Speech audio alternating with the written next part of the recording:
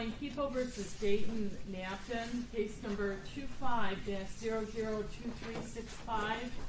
FY, today is the date and time set for preliminary examination. Good morning, Your Honor. Rick Polanco appearing on behalf of the people. And Andrew Ashley on behalf of the people. Thank you. Good morning, Judge Dov Lustig on behalf of Mr. Knapton. All right, this is the date and time set for preliminary examination. Are there any matters before we get started? I believe we do have a few preliminary matters, one being for purposes of today's exam, or actually for today and a continuing date. People and defense are stipulating to exhibit number 38, which has been identified as the surveillance video from the home there on Mandan Road in White Lake Township, again for purposes of exam only. That's correct, Judge. All right, that's exhibit number 38. All right, so admitted. And I believe there's an additional matter as it relates to one of the proposed defense witnesses for today's hearing as well. All right. There's also a motion to sequester, Judge. All right, yes, I see there's a number of people in the audience. Could I have counsel just look behind you and see if there's anybody that may be a witness today or at any future court hearing?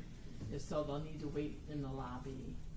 Correct, Judge. At this time, I don't have any potential witnesses in this courtroom at this time. Nor do I. Okay. All right.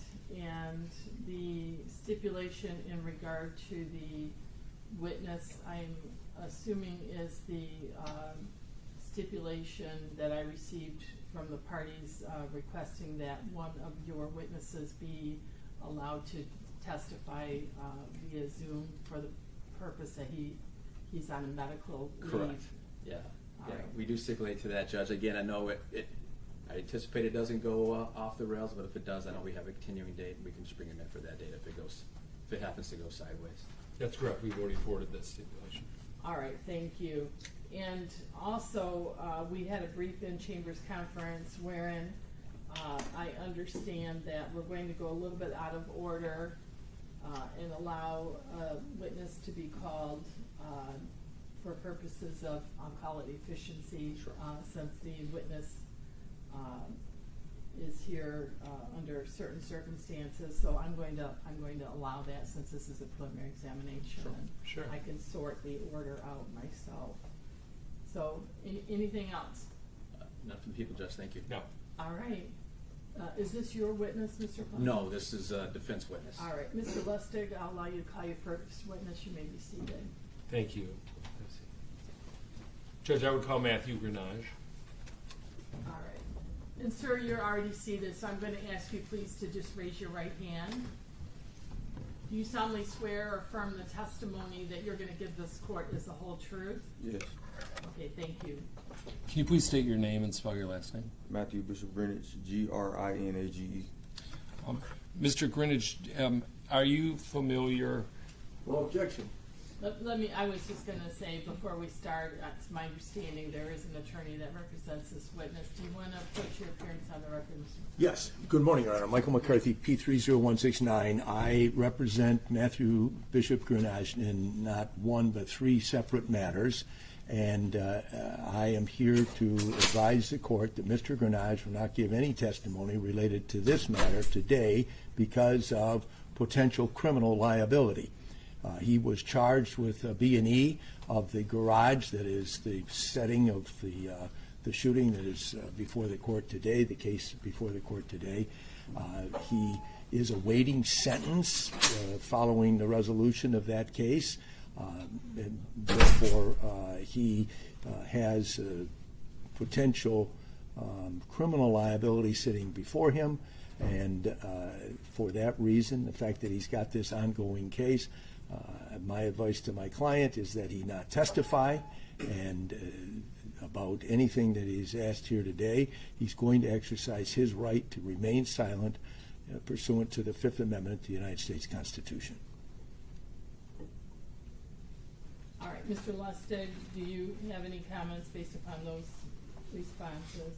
I do, Judge. I would, for purposes of exam and in respect to the Fifth Amendment, I would accept the statement that Mr. McCarthy made about this particular evening. However, there is material within the discovery that mentions Mr. Greenidge's name on other days regarding incidents that have happened at that location. They have not been charged. I don't believe that they will be charged. They were not investigated, and that case was closed, so I don't necessarily believe that he has a Fifth Amendment privilege as it regards general questions regarding that property. I vehemently disagree. The very fact that something isn't charged right now, and Mr. Lustig has revealed that in the discovery he's received, Mr. Grenage is implicated in other instances, those are potential charges that could be brought. Once again, he's got a Fifth Amendment right to remain silent regarding any criminal matter in which he might be involved. And so on the basis of that and understanding the nature of the questions or the subject matter for which Mr. Lustig wishes to examine my client, he once again will exercise his right to remain silent pursuant to the Fifth Amendment of the United States Constitution. All right, Mr. Blanco. Yeah, very, very briefly, Judge. Again, it's my understanding that one of the purposes for Mr. Grenage was to not only discuss today's issue, but some potential priors of the defendant's garage being broken into. My understanding, again, that there were reports that were made. Obviously, that's going to come out through this exam. I don't believe Mr. Greenidge was necessarily named as a suspect, but again, if my understanding is questioning of Mr. Greenidge as it relates to that, about him basically being involved, that would implicate himself, which would then necessarily, he has a right to refrain from compelling testimony against himself in those matters. So I would believe that also would apply to the previous matters as well, All right. if that's where the questioning would go. Mr. Lustig, I'll allow a final comment or something. I've made my offer of proof, and I'm willing to stand with the court's ruling and respect it. Let me just voir dire, Mr. Grenage. You heard the statements from your attorney indicating that it is your intent to take the Fifth Amendment as to any question that is asked of you at this stage. Yes, ma'am. You understand what your attorney is saying on the Yes, record? ma'am. Is it your intent to take the Fifth Amendment, insert your right to silence as to each and every question that would be asked of you today? Yes, ma'am, absolutely. All right, so the court has made the record. I don't see any reason to go forward with any questioning. Mr. Grenage has indicated that he will be taking the Fifth Amendment. So I think we'll just complete this testimony at this time. Thank you very much, Your Honor, and All I right. appreciate the accommodation of calling me first. Thank you. Mr. Grenage, thank you for your testimony.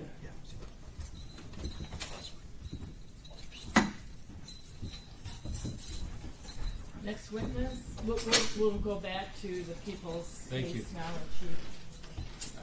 Thank you, Your Honor. At this time, people call Officer Kazmika of the White Lake Township Police Department.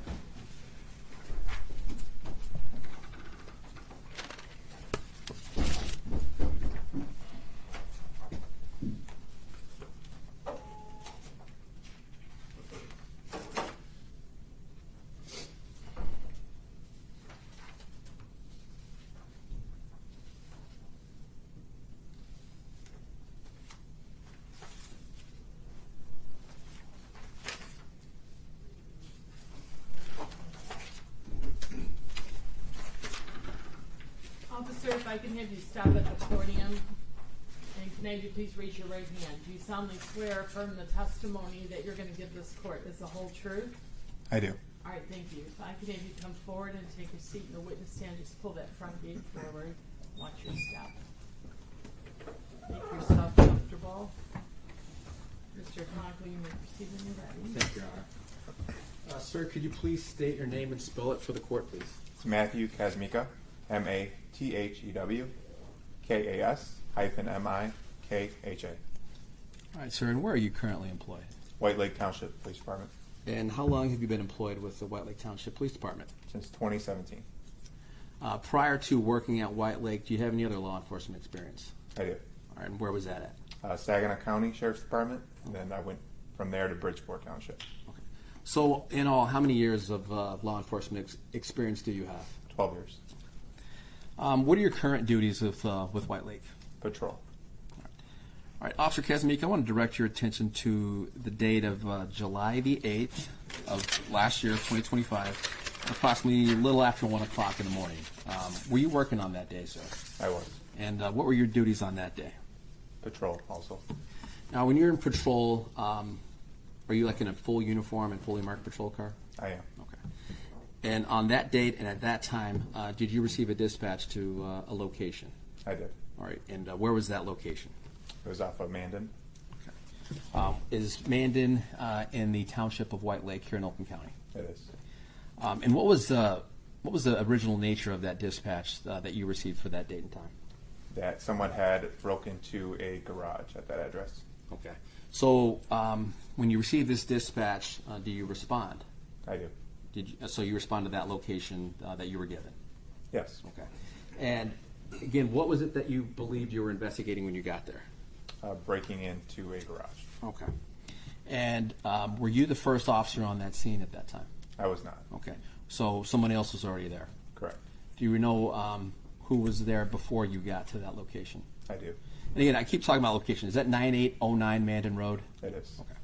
And who was the other individual that was there before you got there? It was Officer Wright with White Lake Police Department. Okay. If you could, tell the court what you did when you first got to that Mandan location.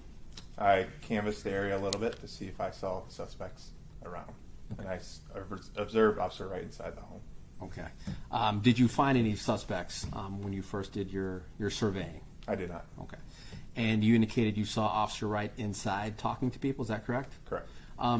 Could you see who he was talking to? I could. Okay. And do you see that person here in court this morning? I do. Can you please point to him and identify something he's wearing here today? So over here, he's wearing a blue tie. You're going to make the record reflect the witnesses identified the defendant, Mr. Knapton? Identified. Well, yours is kind of white. Thank you, Your Honor. Yeah. So you indicated Officer Wright was speaking with the defendant. Where was that taking place? Inside the home, I could see it through a window. Okay. And so you at that point didn't have any contact with the defendant, Mr. Knapton, correct? Correct. Okay. After you see that, what do you then do? I look by the garage that is on that property. Okay. And when you began to look at that garage, what, if anything, did you observe? I observed the garage slightly opened, and on the south side of it, I observed blood spatter. Okay.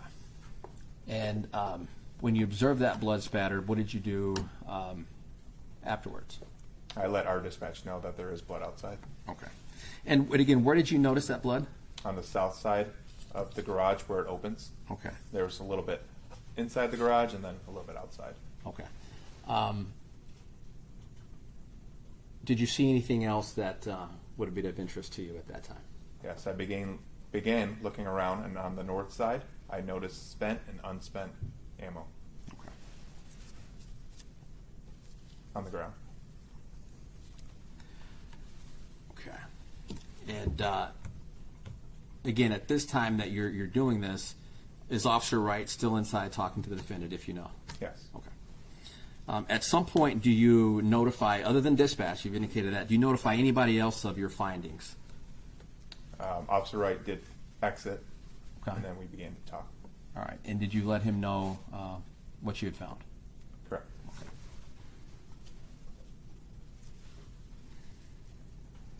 And what did you, so again, where does this conversation take place between you and Officer Wright? In the driveway. Okay.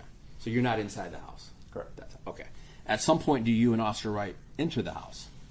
So before we enter, when I radio that there was blood outside, Officer Wright informed me that there were shots fired. Okay.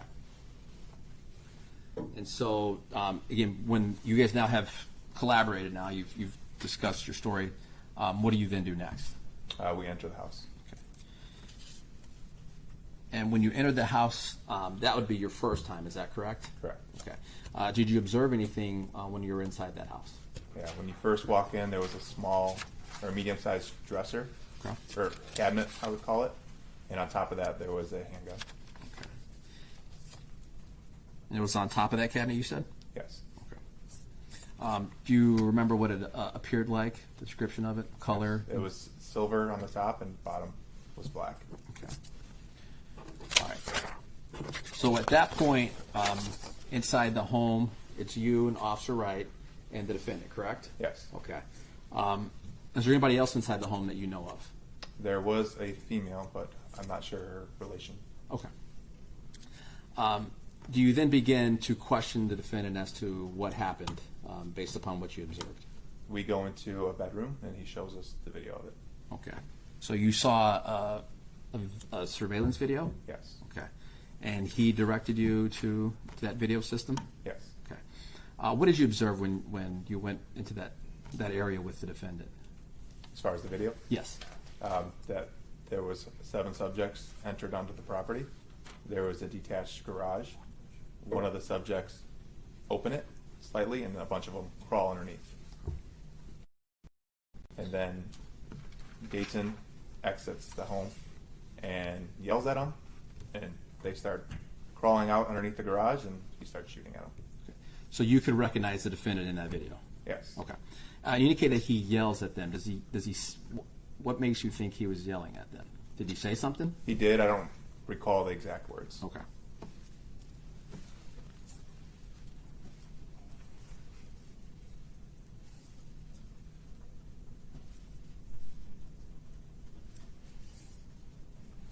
And do you know if this was the first time the defendant had watched this video? It was. Okay. He told you That's that.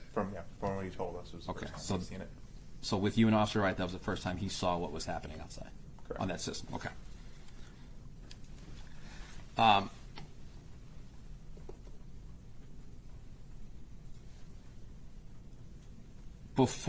Actually, let me ask, at some point, does he tell you, the defendant, does he tell you what he believed those individuals were doing in that garage, or what they're going to do to him? He's told us that they approached him, or coming at him. That's how he phrased it. Okay. And based upon your review of that video, did that appear to be consistent? No. I'm sorry, I didn't hear that answer. No. Thank you. Was there discussion about other incidents that had happened at his property to his garage? Yes. Okay. And what did he say about that? That there was prior breaking and enterings of property stolen. Okay. Did he tell you what was stolen previously? A bike. I don't know if it was a motorcycle or a mini bike, but Okay. All right.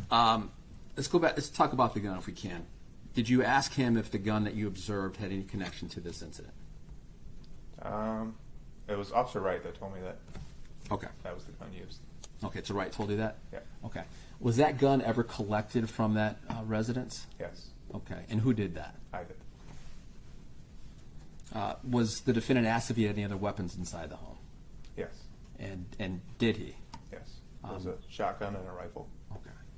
Were those collected as well? Not by me, so I'm not sure. Okay.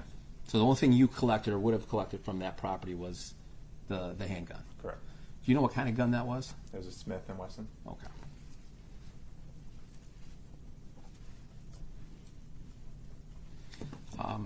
When you took possession of that gun, could you tell if it was loaded or not at that time? There was one in the chamber. Okay.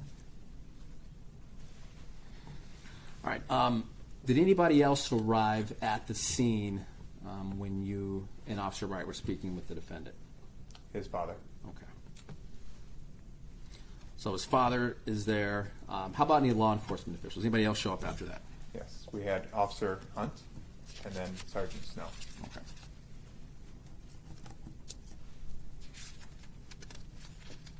And later on, we had further command that came out. Okay. All right. Now, speaking at this time, so now we're at the house. We have yourself, Officer Wright, Sergeant Snow. Is that correct? Correct. As well as the defendant and his family members, or family members, excuse me. At any point, do you receive a dispatch in regards to anybody being reported to have been shot in the area? Yes. Okay. And how did you receive that? If you could explain that to the court. It would have been through our dispatch telling us Okay. that there was one on a road and there was another one at the hospital. Okay. So you had been notified that there were 2 gunshot victims. Correct. Okay. And what, if anything, did you do when you were notified of that? I stayed on scene the whole time. Okay. Was anybody sent to any particular locations? How about this? You said one was in the hospital, is that correct? Yes. Do you know if anybody was sent to the hospital to investigate that situation? Yes. Officer Wright. Okay. How about the other location you indicated? Do you know who was sent down to that Yes. location? Officer Hunt.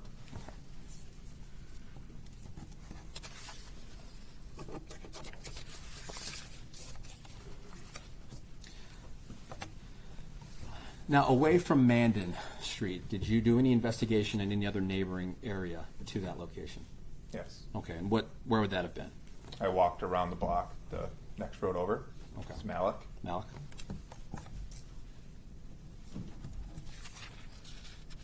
All right, and what, if anything, did you observe on Malik Street? There were several footprints of blood over there. Okay. Can you spell that? Mallock. Thank you.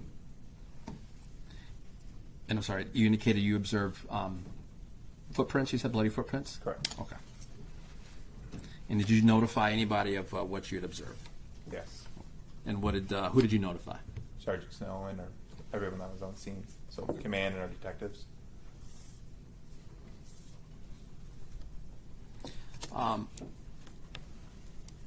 At some point, were you providing any additional evidence, such as clothing from another officer? Yes. Who provided that clothing to you? It was a county deputy Okay. at the hospital. All right, and you aware of who's... But it wasn't anybody that was shot. Okay. If I could backtrack on that. It was somebody that dropped off somebody at the valley, so I took him and we collected his clothing. Okay.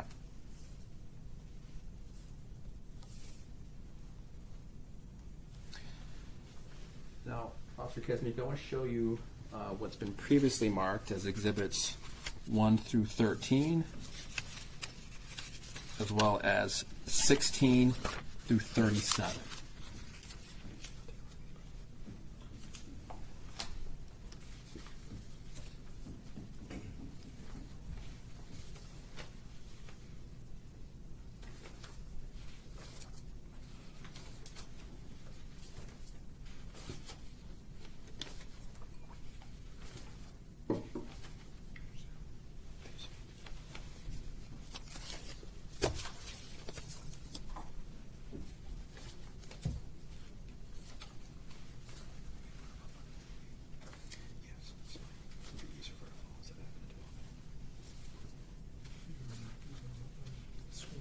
Yeah, just so you can see As you're talking. Yeah, I'm talking about. Great. Sure.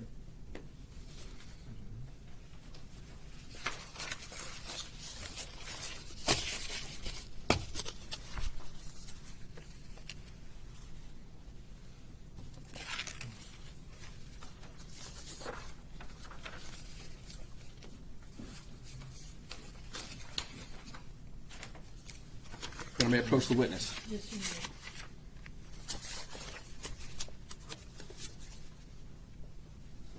So I'm showing you again what's been marked as people's proposed 1 through 13, as well as people's proposed 16 through 37. Have you had opportunity to review these prior to your testimony here this morning? I did. And do those photos fairly and accurately depict what you observed on July 8th, 2025 at 9809 Mandan Road in White Lake Township? Yes. Your Honor, at this time I move for admission of proposed exhibits 1 through 13, as well as 16 through 37. And those are all photos? They're all photographs. Yes, Your Honor. Any objection? For purposes of examination, I do not have any objection. For purposes of examination, those exhibits are so admitted. Thank you, Your Honor. Your permission to publish. Yes, you may. Okay, thank you.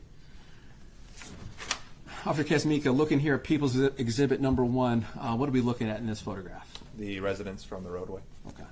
So that would be the front door, is that correct? Correct. That red door, okay.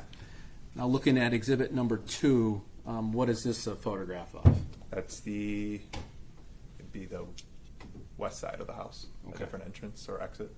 All right, so just again, from clear. Oops. This area right here that I got with my pointer, is that the house? Yes. Okay, how about this structure over here to the right. What is that? That is the detached garage. Okay, so it's a detached garage, correct? Yes. So it's not attached to the home. Correct. All right. Looking at exhibit number 3, what is this a photograph of? House is on the left and detached is in the front, in the middle. All right, so right in the middle, right? Yes. Okay. All right, exhibit number 4, what are we looking at here? That would be where the house, that previous picture you showed us, Sure. there's a deck there. So that is an unspent. Yep. Okay, So right so where that- that blue mat is, Correct. or greenish blue, Okay. there was a unspent around there. Okay.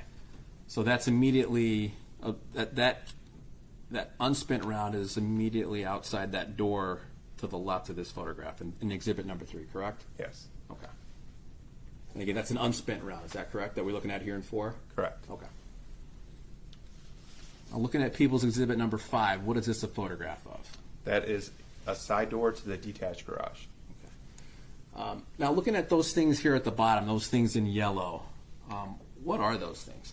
Those are markings of rounds that were found. Okay, so the rounds that were observed, they're identified by those yellow placards. Is that fair? Yes. Okay. And again, that door you indicated there is that leads to the garage. Yes, it does. Okay. Now, looking at 6 again, what do we see here? Same thing. Same thing. Okay.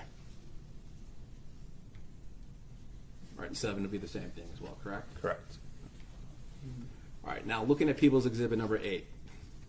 Let's jump in. What is that a photograph of? That is a spent round. Okay, and if we could, would that be over here to the right of Exhibit number 7? It is. Okay. So spent would mean what? That there's no longer a bullet in there, that it's been shot off. Okay. Exhibit number 9, what are we looking at here? An unspent round. All right. Mr. Blanco, can the officer identify the caliber of the Sure. spent bullet? Absolutely. Can you identify the caliber of the bullets?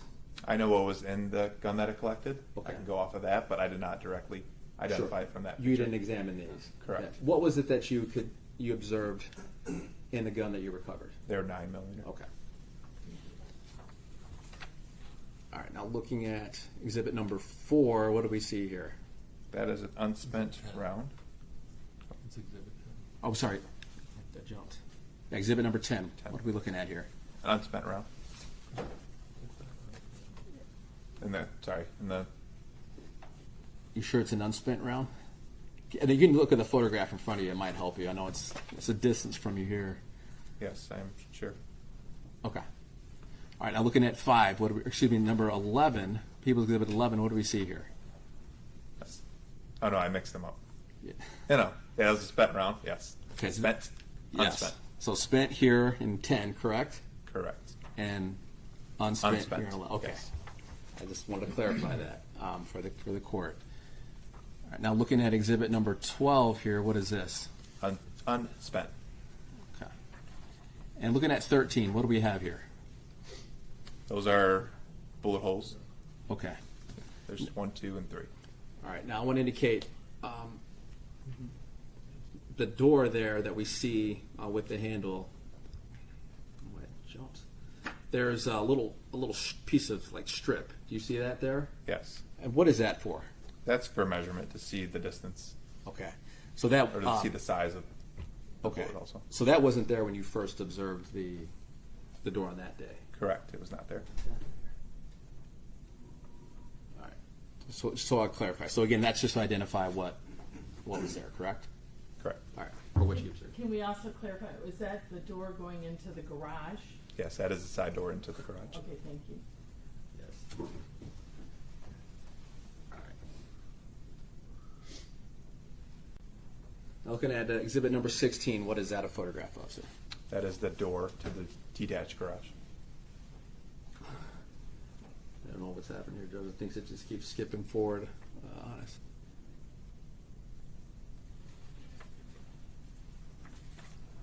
All right, so again, that's from the same door that we just saw in the previous picture, correct? Correct. All right. And what is that?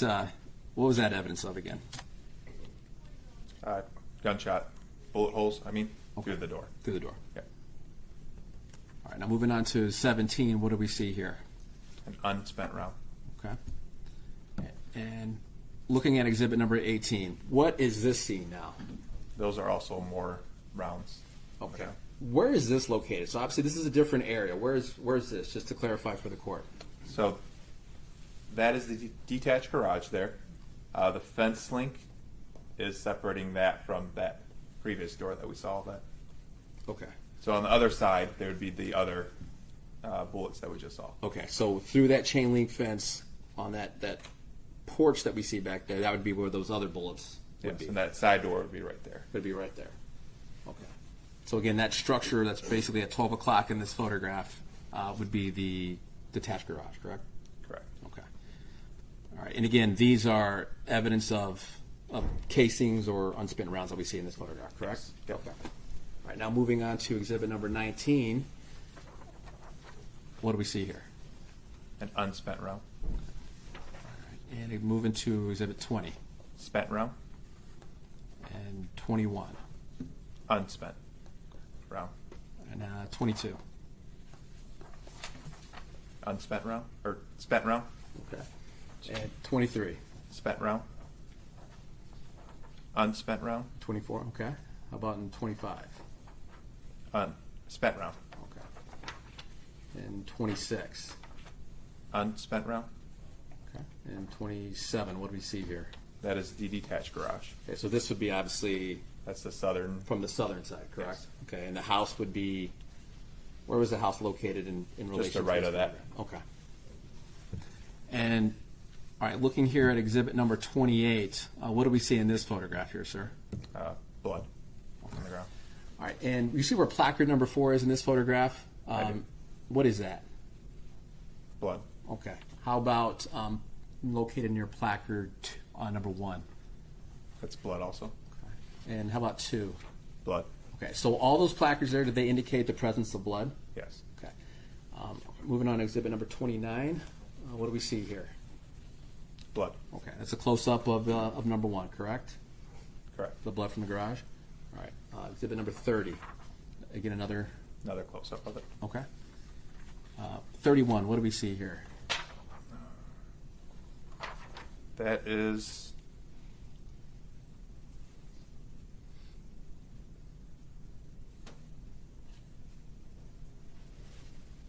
Not sure. I didn't examine that one. Okay. As far as what exactly is. Okay, it's okay. All right, moving on to exhibit number 32. What is this a photograph of? That would be the siding showing that the bullets hit that section also. Okay, and that would be, I guess, Where the opening the is. opening of the would be garage. of the garage. So the Yes, on garage, the south side. the interior of the garage would be to the right of this photograph. Is that fair? That's fair. Okay.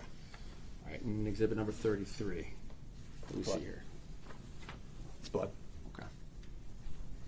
All right, and looking at 34 here, what is this a photograph of? The inside of the garage. All right, and did you observe any blood in the inside of this garage?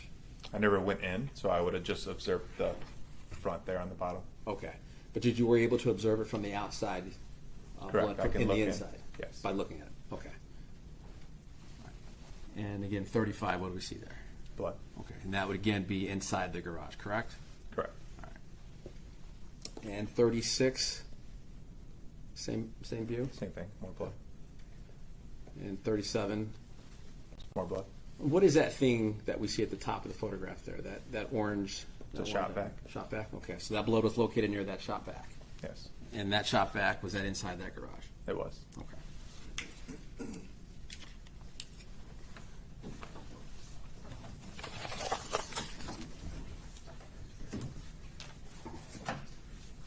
Thank you, Judge. I have nothing further of Officer Kizmik at this time. Could you publish the photos, please?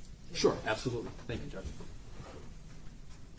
Mr. Lester, do you have any cross-examination? I just have a couple questions, please. Morning. Morning. I want to ask you about when you went inside, I believe it was with Officer Wright and with Mr. Knapton. Is that correct? Correct. And Dayton voluntarily brought you up to his bedroom and showed you the surveillance video? Yes. How did that come up? Did you inquire about it? Did he volunteer it? How'd you know It there would was? have been Officer Wright's initial conversation. Did you as far hear? as- Were you privy to that conversation? I was not. So, did Officer Wright say something to you that indicated to you that you knew that there? You then learned that there was video evidence of this. Yes, Officer Wright told me that there's video inside. Was Mr. Knapton visibly shaken that night when you were encountering him? Yes. Can you describe in what ways that was indicative to you? You can kind of tell in his voice the way he was talking. Was it more of a nervous than it was an angry? Is it fair to say? Correct. And you've been a police officer for 14 years. I kind of gather mathematically, or 12, did you say 12 or 14 years? It'd be 12 So it's since 2014. since 2014. And you received? Did you receive your original training with the Bridgeport Sheriff Department? I received it with Saginaw County Sheriff's Department. So you started at Saginaw and then went to Bridgeport? Yes. And when you did that training, did they teach you all things about witnesses and writing reports and firearms and alcohol enforcement and things of that nature? A lot of that through the police academy and then experience. Yes. So are you pretty confident in your evaluation of an individual when you encounter them, either at a scene or on the road, or you're talking to a possible witness or defendant? Yes. Regarding your training, were you how much firearms training have you received? Training yearly, I would say, twice a year, like shooting at the range. Sure. And I know officers are, some guys are gun guys, some guys aren't gun guys. Would you consider yourself a gun guy or just at work? Not a good guy. Okay. Have you had experience going to scenes where there were spent and unspent bullets before, or casings?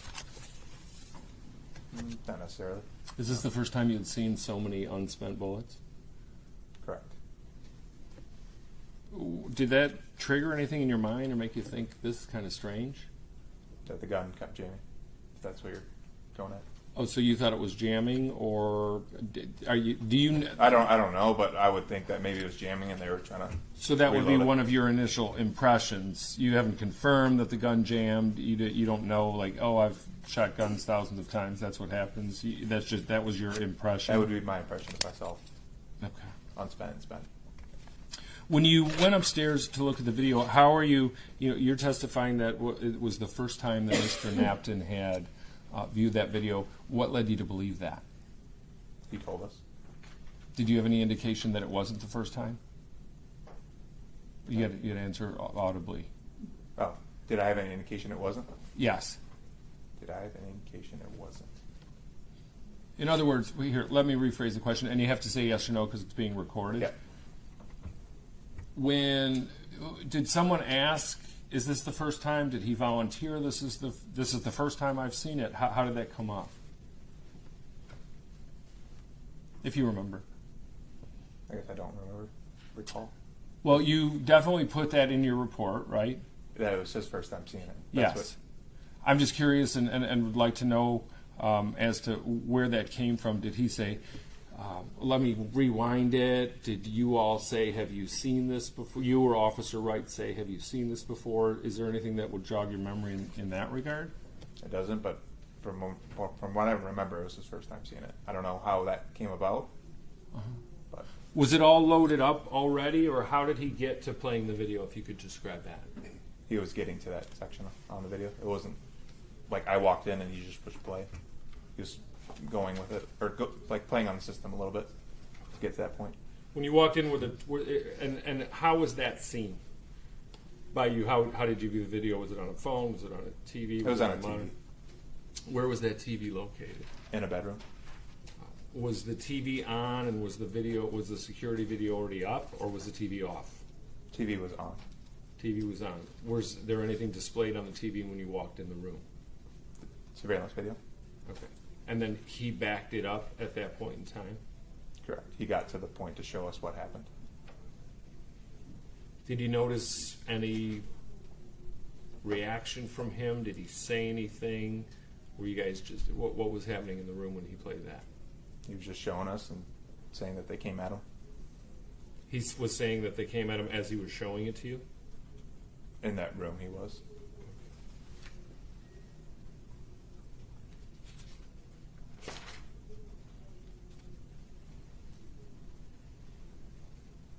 Now, he told you about prior times that his garage was broken into and where there was a dirt bike stolen?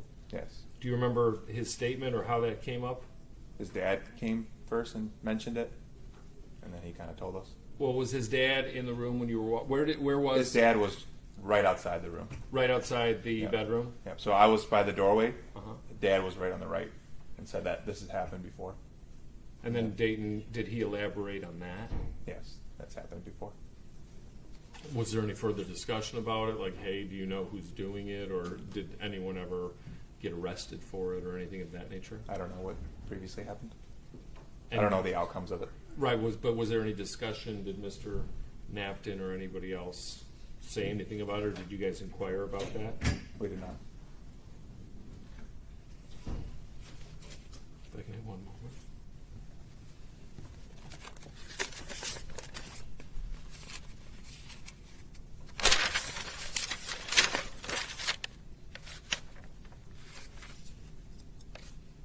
Had you ever been to that address on Mandan before?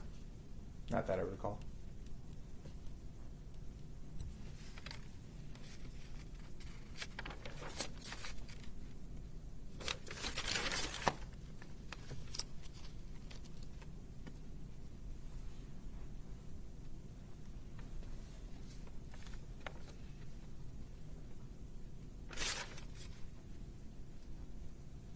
I don't have further questions. All right, thank you. Any redirect? One brief question, Judge. Based upon that conversation that you had with the defendant's father about a prior, when he said this has happened before, how many times did Mr. Knapton, the defendant, reiterate that claim to you as well, that this had happened before? I don't recall. Okay. But obviously, Amount of time. he had indicated to you that it had happened before. Correct. So, both his father and the defendant had basically made that claim with you, or raised that claim with you. Is that correct? Correct. Okay. I have nothing further, Judge. All right. I just have just a couple of clarification questions. Officer, did you say you were the one that found the gun on the cabinet? I saw it. I think I saw it, but Officer Wright told me that it was there also All right. as And we walked in. You indicated it was a handgun. It was. Can you describe the gun? I can. It was a Smith & Wesson. The top part was silver. The bottom part was black. Was it a revolver or was it a Pistol. Glock type gun? Glock type. It was a pistol. All right, thank you. As a result of my questions, do you have any additional questions? No, Your Honor. Thank you. Mr. Lustig, do you have any questions as a result of my questions? I don't. Thank you very much All for right, thank asking. you. You may be excused, officer. Thank you for your testimony. You may step down. Thank you. May Officer Misaki be excused? Yes, I have no objection to that, Judge. All right. None at all. All right, and you're free to go. Thank you, officer. Thank you. Thank you. Next witness? Thank you, Your Honor. At this time, the people call Officer Frank Wright, who should be joining us via Zoom. Oh, absolutely. Yep.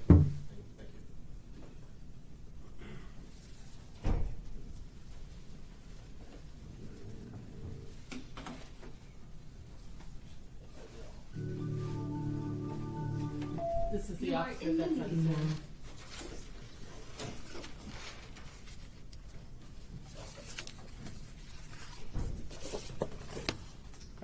Good morning, officer. Can you hear us? Yes, ma'am. All right. And can I have you please raise your right hand?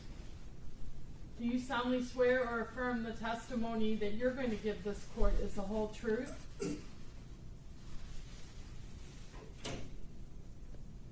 I do. All right, thank you. And Mr. Lustig, are you and your client able to comfortably see the witness? As well as we can on that little sliver, Judge, but for exam purposes, it's just fine. We've Trust me, stipulated it's even his worse for me. I know. All right. Let's see if we can. It does. Thank you. All right, very good. Thank you.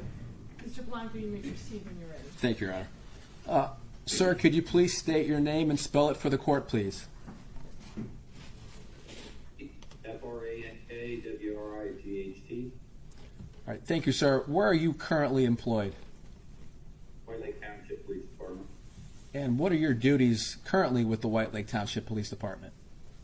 I'm a patrol officer. All right, how long have you been a patrol officer there at White Lake? A little over 3 years. Do you have any prior law enforcement experience before White Lake? Yeah, I worked at Northfield for 4 years, and then 4 years prior to that, I was an officer and sergeant in West Virginia. Okay. All right, Officer Wright, I want to direct your attention to the date of July the 8th of last year at approximately a little after 1 o'clock in the morning. Were you working on that date and time, sir?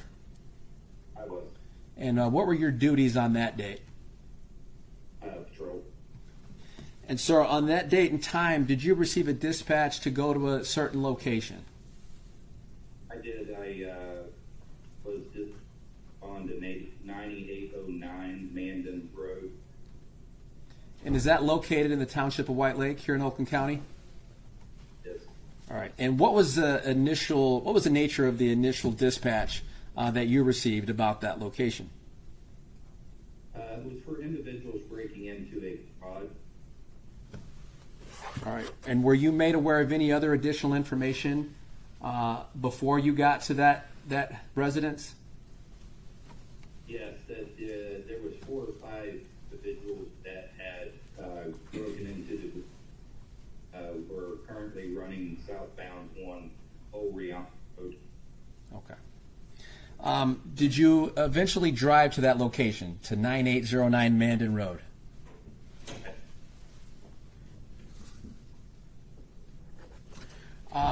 Did you speak with anybody when you got there? Yes, I spoke with the homeowner, Dayton Knapton. All right. And if you can, it may be difficult here. Do you see Mr. Knapton in your screen here in the courtroom? I cannot really see. Sure. That's understandable. So you indicated you spoke with a person who identified themselves as Dayton Knapton, correct? Correct. All right. Were there any other males inside that home at that time? I don't think I heard an answer. I can't. I call if the father was there when I arrived or not, but he was there at some point. Okay. But the first person you talked to, who did they identify themselves as? Dayton. Okay. All right. And if you could, sir, were there any other officers? Oh, no. I don't know. There's something going on in front of him right now. I don't know if he can. Judge, may Mr. Polanco, may I approach for a moment? Yeah. Yeah.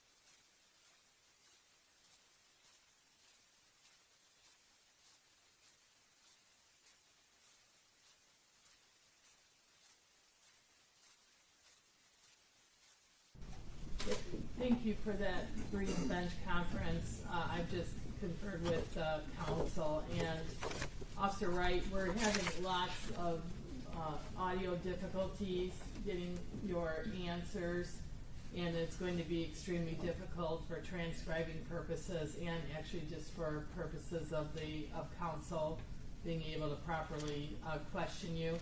So I think we're going to adjourn your testimony. You might want to jot this down, but I'm sure you'll hear from Mr. Polanco. We already have a second date of April 16th at 3 p.m. We're going to bring you back in person on that date. Okay. All right, and I appreciate your efforts today. It's just that this is obviously a very important hearing, and it's just too difficult for counsel to be able to proceed through this Zoom hearing. So I'm going to adjourn your testimony and allow a continuance. Your subpoena will continue, so Mr. Blanco can notify you of that new court date. All right, thank you. Sorry about that, gentlemen. It's just, I see a lot of difficulties in going forward with I agree, that. and I'm appreciative. Thank you, Ron. I agree as well. We were just trying to accommodate him due to his medical leave, but All right. it's the only way to do it is to bring him in, so I agree. So we will determine that should be continued.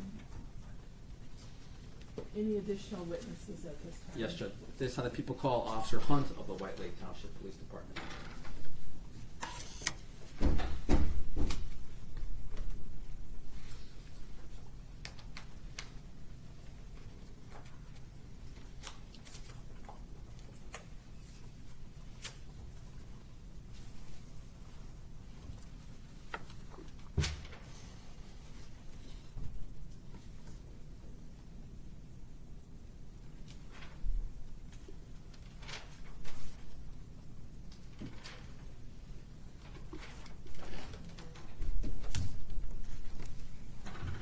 Officer, can I have you stop at the podium first before you take the stand?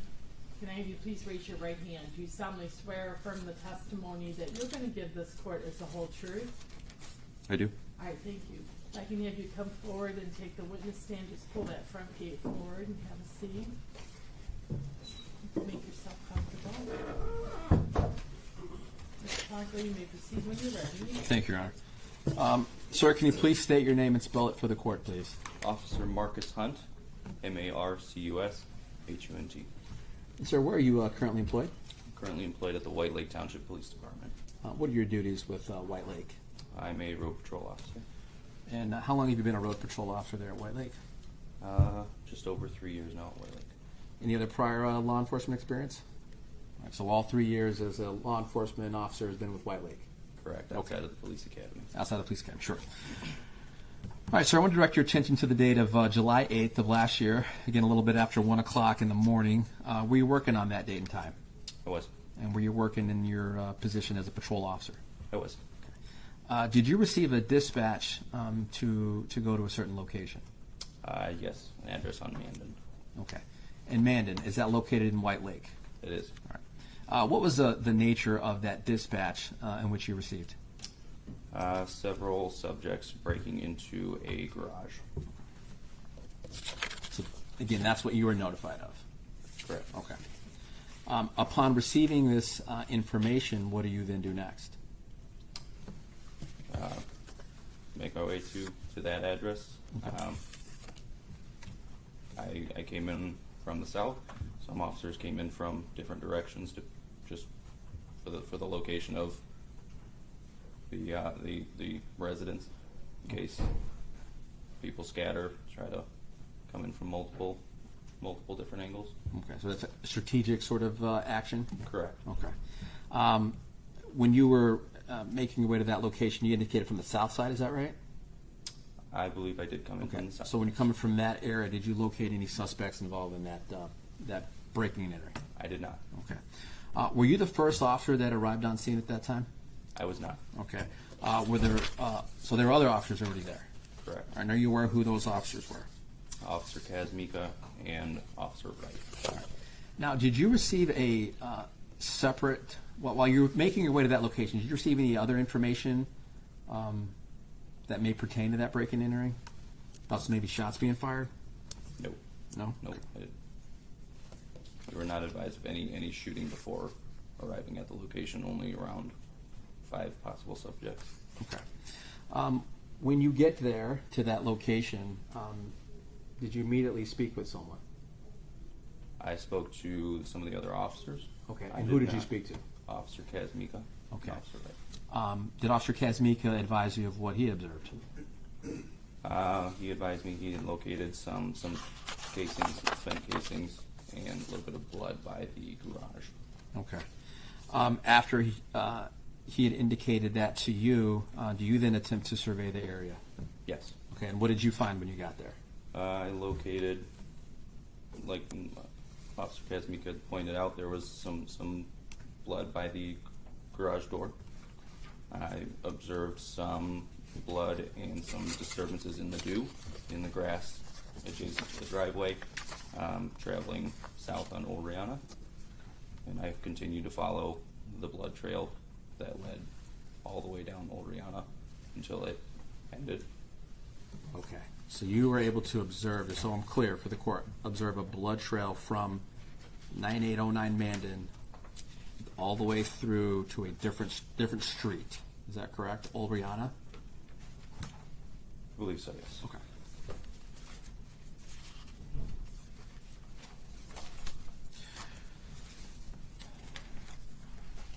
So when you had observed what you'd observed, and again, you located that blood trail, does that indicate to you that someone may have been injured?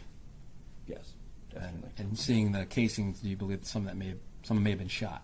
Correct. Now, while you're on the scene, do you receive a dispatch about any potential victims of that shooting?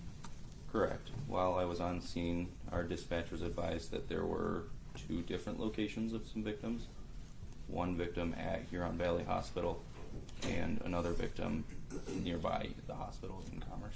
Okay, so you've been notified now of 2 victims. Correct. And you said one was taken to Huron Valley Hospital. Correct. At some point, did you learn who that person was that was taken to Huron Valley? Retroactively reading the police reports, yes. While on scene, no. Correct. I'm saying at some point you learned who that was. But at that time, you did not know the name, Correct. right? Okay. Who did you learn that person to be that was taken initially to Huron To Valley? my knowledge, it was a Jernigan, Okay. possibly. All right. So when you receive this information, again, at that point you don't know who his name is, but you know there's 2 people. Correct. Were you advised to head to any one of those locations?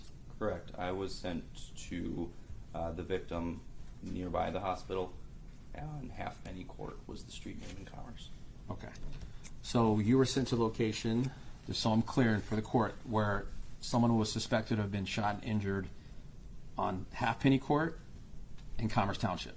Correct. That's Okay. where I was dispatched. Where is that location in relation to the hospital, to Huron Valley Hospital? Not very familiar with Commerce. Sure. I believe it was just to the southeast. Okay. Would you say it'd be far away? No, not Okay. at all. Not at all. All right. So it was nearby. Correct. And so you drive to that location, you said? Correct. Okay. What did you find when you got there? When I was there, I spoke with a Oakland County deputy, Okay. Do you recall who that was? Deputy Harmon, Okay. and he advised me that the injured party had already been taken to the hospital by medical services, and that there was a second subject who was there with him, but the second subject was secured in his patrol car. All right. Thank you. Were you given anything there at the scene, at that particular scene? Well, let me rephrase. So at that time, when you're notified that no one was there, what do you then do next? I spoke to the deputy, and then I also observed numerous articles of clothing on the pavement there that I was told were the articles of clothing worn by the victim of the shooting. Okay. And do you recall what those items were? Yeah, there were 2 different shirts. There was a black shirt and a white shirt. There was some black athletic pants, some green Crocs, some black socks, and some eyeglasses.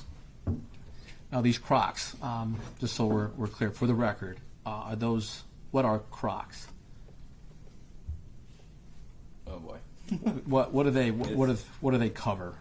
What part of the body do they cover? they just cover your feet. They're Okay. So they use as kind shoes. of like a slip-on shoe. Okay. Just again, for the record, I want to clarify in case there's any issue what those are. So some green Crocs that are basically green shoes, correct? Correct. All right. Did you attempt to collect those articles that you Yes, observed? I collected all the items, all the articles of clothing I located. Okay.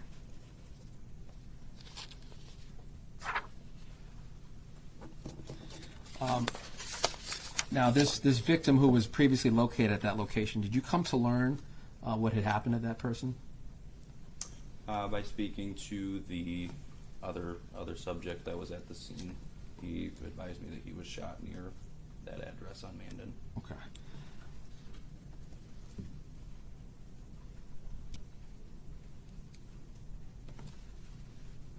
At some point, did you learn about the condition of that person? Yes, while I was they are conducting interviews with the subject and secured in the patrol car, I was advised that the victim of the shooting had been declared deceased at the hospital. And you indicated that, do you know who that person was? Do you know the name of that individual? The deceased? Correct. His name was Savon Wilson. Now, you indicated that you talked to someone there on the scene who told you that Savon had been shot at this address at Mandan. Who was that individual that you spoke with? That individual was named DeMonte, Okay. and he told me that he was Savon's nephew.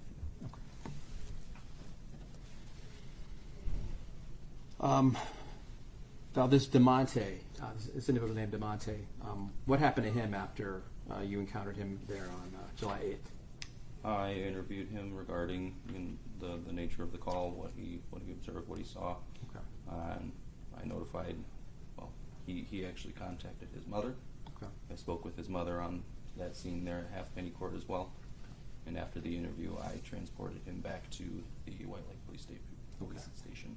And what was the purpose of transferring him back to White Lake? Further interview. Okay.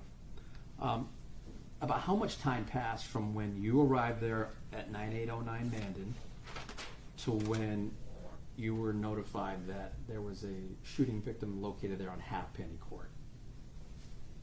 I honestly don't know. How about a estimate? I I mean, had I'm to not giving estimate. minutes, but how long would you say it was? A long period of time? Hours? Approximately maybe an hour. Okay. Thank you, Judge. I have nothing further. Any cross-examination, Mr. Lester? Yes, thank you, Judge.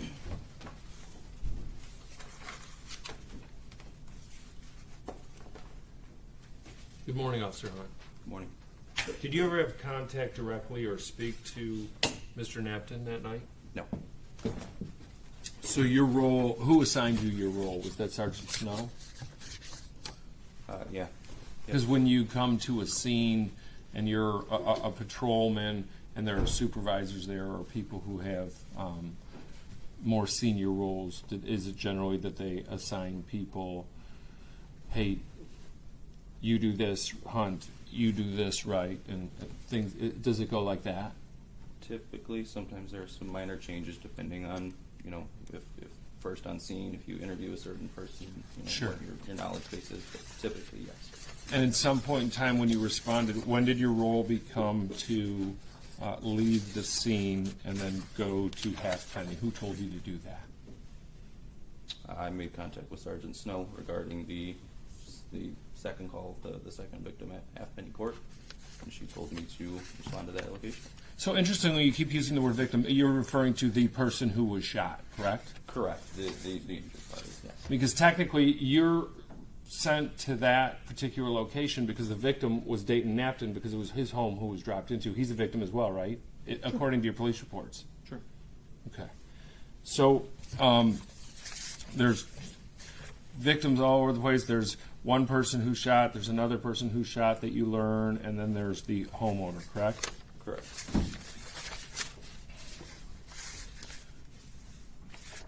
Were you responsible for what was the evidence that you were responsible for collecting? Just the clothing? Correct. And you said that there was 2 shirts. There were 2 shirts. There was a black shirt as well as a white shirt. And what was the condition of those shirts? Did they were they soaked wet with blood or with sweat? What was their situation? The black shirt was. DeMonte advised me that he had taken off a shirt and he attempted to tie a tourniquet around Savon's leg. Did you ask him if he knew how to do that, where he learned to do that, anything of that nature? I did not ask him, no. Were you curious about it? Not particularly. Okay. Savon had already been assessed by medical personnel. So And he was the only person that was left at Halfpenny Court that might have been an assailant or a subject or a possible defendant or someone that was involved with the case, correct? correct, he was the only one involved. And he was already in the back of the Oakland County Sheriff's car? He was. And when you spoke to him, did you take him to your car or did you talk to him while he was in the car? I spoke to him while he was still in the Oakland County Sheriff's car. Did you get into the car or did you lower the window and start asking him questions? I opened the door and talked to him. Okay. What was the weather like that night? It's July 8th, I think, of 2025, if you recall. I don't specifically recall, no. Anything No, odd no. about like the weather? Was it like a super cold night in July? Was it an extra hot night in July, or Nothing that I recall. was it? You don't remember if you were warm in your uniform or anything like that? I was comfortable. Okay. So you had a lengthy discussion with Mr. Johnson in the back of that sheriff car, correct? Is that yes? Yes. Did you evaluate what he was telling you as true, not true, or a little bit of both?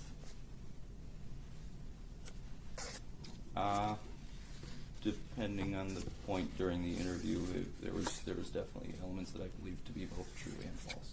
Okay. Can you come up with one that you thought that was untrue offhand? I presume at the beginning. Well, let me back up.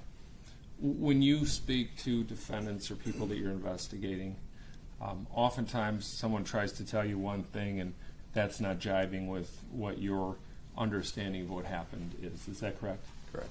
It doesn't usually happen in the middle. It usually starts off and then with something that's not true, and then it gets a little more true, and it goes all over the place, correct? Correct. In fact, you learned that the allegation of the Mr. Johnson was that, well, we were at a party and shots broke out. Is that what you were told? That is what DeMonte told me. Did you later come to learn by gathering other evidence or hearing other dispatches that that wasn't quite the case? Correct. And what led you to believe that? DeMonte, I mean, even during his interview, his story had changed considerably. He had no idea Savon's whereabouts, and then later when I confronted him about a possible video of subjects being at the address, now he was standing there near the house. Just the inconsistencies in his story to me alone were enough to make me believe he was not being honest. So did you conclude as an officer with some experience at that point in time that he was actually at the house on Mandan that you were originally called to investigate for breaking and entering? Correct, yes. And then he became possibly a subject defendant of committing that breaking and entering or being at least involved in it? Correct. At that point in time, at some point in time during your presence at Halfpenny Court, you then heard a dispatch come out or you were notified about the person that was shot, correct? Correct. Did Mr. Johnson make any statements or indications to you emotionally when he heard, do you know whether he heard that? I do not know. At the time, I did try to refrain from telling him that information. Sure. But I'm unsure of whether he was advised or heard it through any radio channels or anything like that. In fact, he told you that he didn't know what Savon was doing when he was shot. Is that correct? That is correct. Can I just interrupt? Because you were referring to Mr. Johnson. Is that Sure, I'm using pronouns. You're exactly That's correct. okay. Mr. Johnson advised you in some manner that he didn't know what Savon was doing when he was shot. Is that the person, though, you're referring to as DeMonte? DeMonte is Mr. Johnson. Okay, Correct. that's what I needed to know. Thank you. And thank you for clarifying that. I'll use full both names. It's fine as long as I know who we're talking about. DeMonte advised you that he eventually advised you that he was with Savon Wilson when they left the home, correct? On Mandan Road. Correct. And they were running away from the home on Mandan Road. That is correct. And he was with him. Did he advise, well, I had to carry him or I had to help him or we were running away? Do you remember the phrase? I do not remember.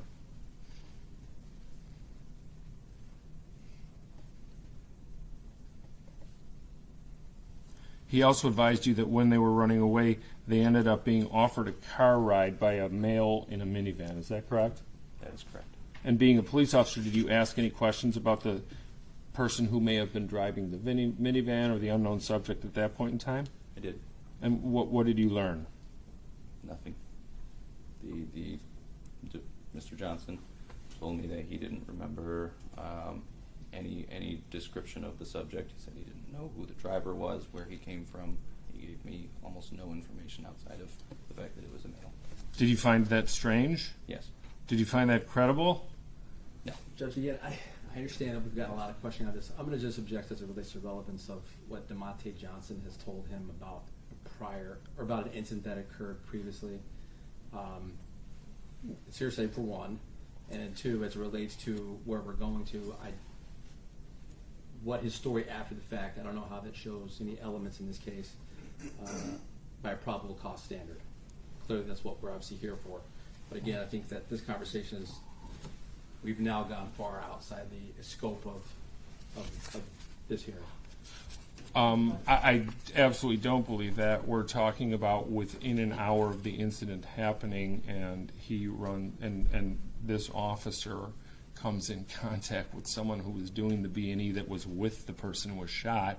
I certainly have a right in presenting a defense or trying to figure out what happened here to find out how did they leave. He was with the person. How did they get there? Did they know the person who was driving? Because there's a responsibility at that point in time to get someone to the hospital as quickly as possible. Anything that DeMonte Johnson said to the police officer would be hearsay, so I will sustain that objection. But in terms of the opinion or the conclusion of the general officer, sure, is not hearsay, and I think that certainly is explorable. Correct, and that's what I just want to clarify, just so I make the record clear. Using what is being asked for the truth of the matter asserted would be hearsay. The impact that it had on his investigation, I agree with the court. I believe that's fair. But as far as being able to use that DeMonte Johnson said this and a bind over to you would be obviously impermissible. That's its hearsay. That's hearsay. Thank you.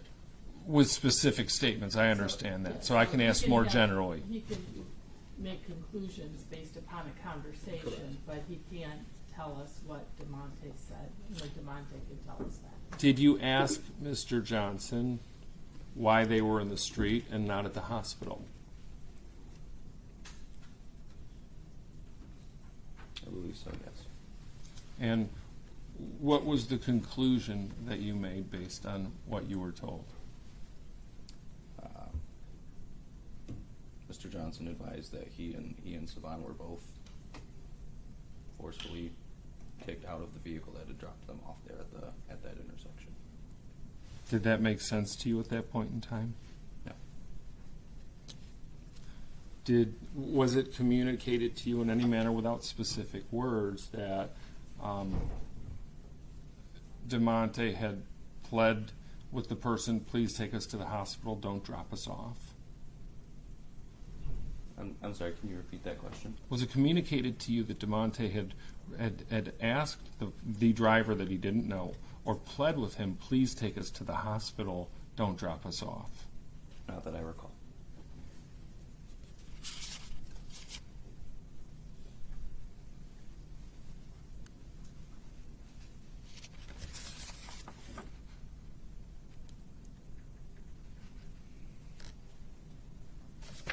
I can have one moment, Judge.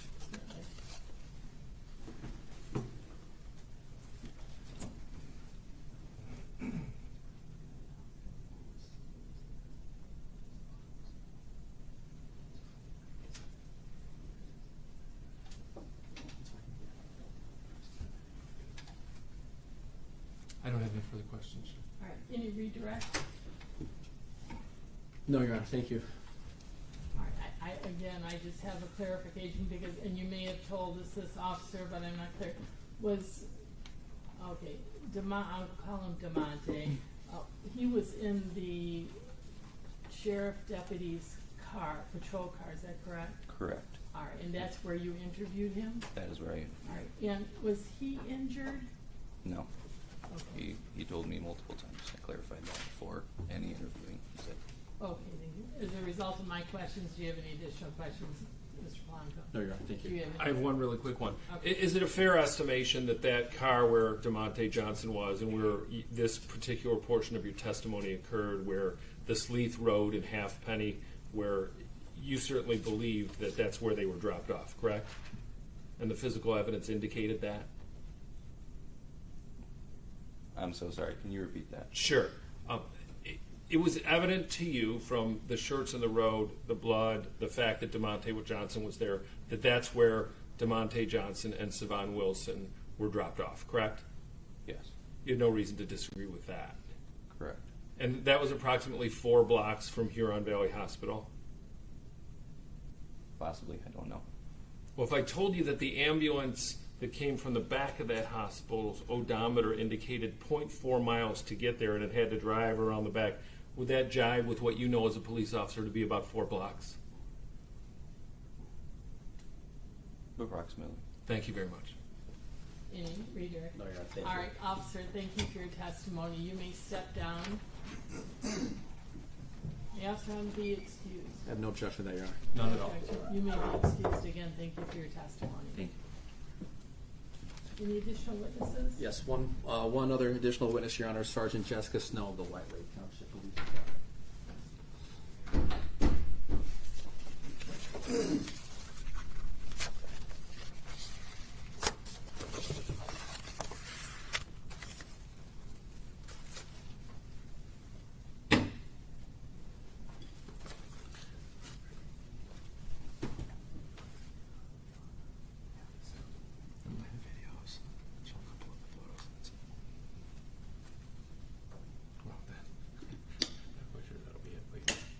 All he needs from me. So I know you'll have some follow-up.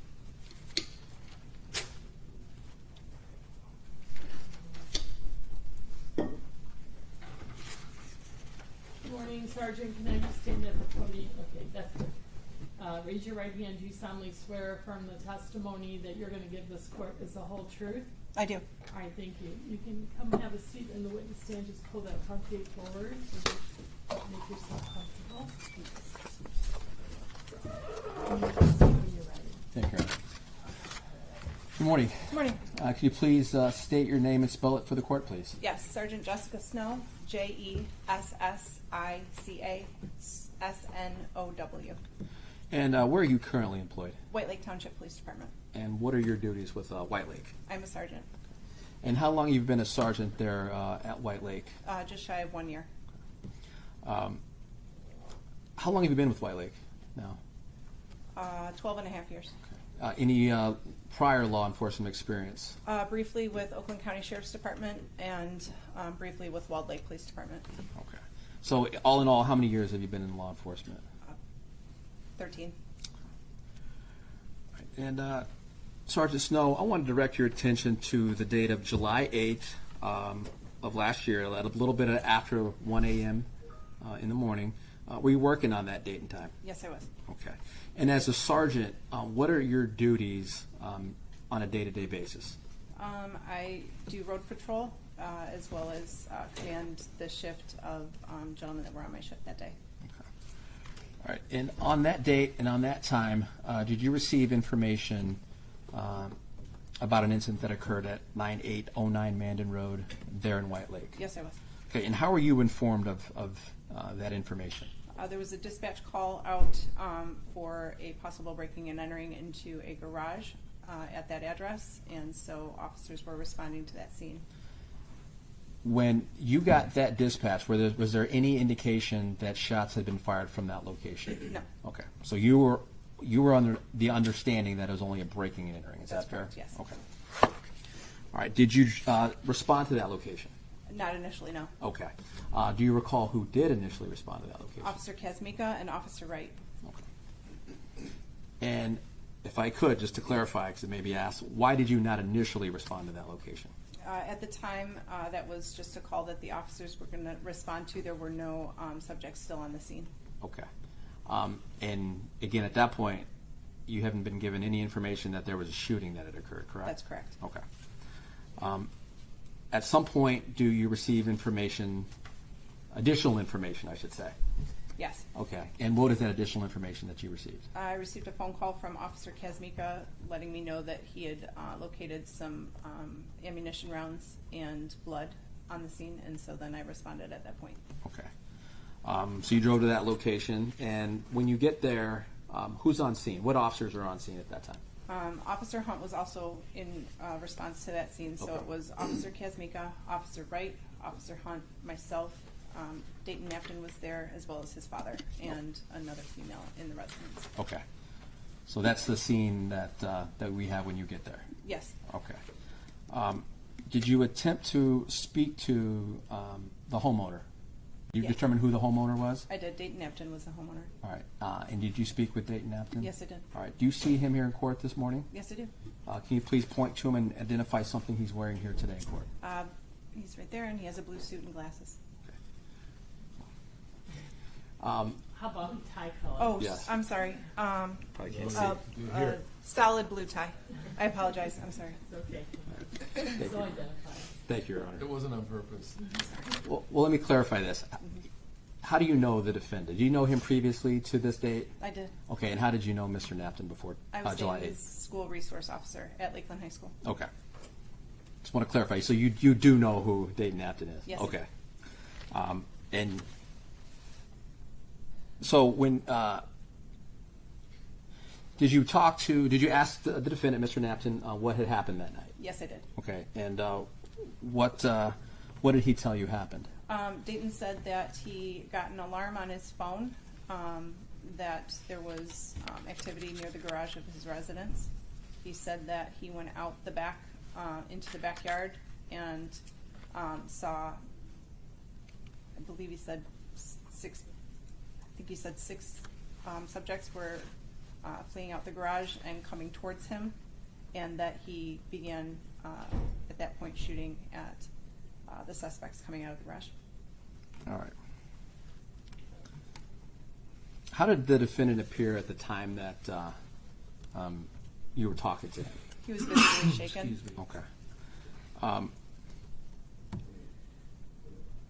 So he indicated, at some point, did he indicate to you that these subjects were coming at him? Yes, he did.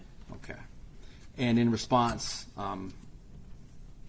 what did he say he did when they were coming at him? He said he started firing at the subjects to protect himself as well as his property. Okay. So he included his property as well? Yes. His self and his property? That's correct. Did he ever indicate to you how many times he shot? No. I believe he just, he said he opened loose. I clarified with him that he utilized the full magazine. Did he confirm that he used the full magazine? Yes, he did. Okay.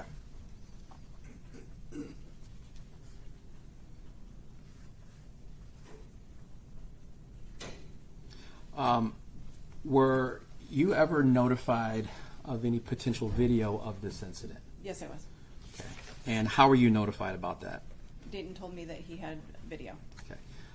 Did he ever tell you if he had seen it before? Before I get there, did he show the video to you? He did show me the video. Okay. Did he ever indicate to you if he had seen it before showing it to you? He did not see it before showing it to me. Okay. So essentially, he was observing it with you for the first time that morning, I should say. That's correct. Okay.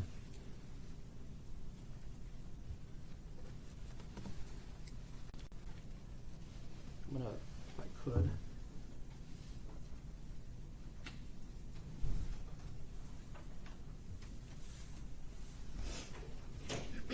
And where did you first watch this video with the defendant? It was in a bedroom of the residence.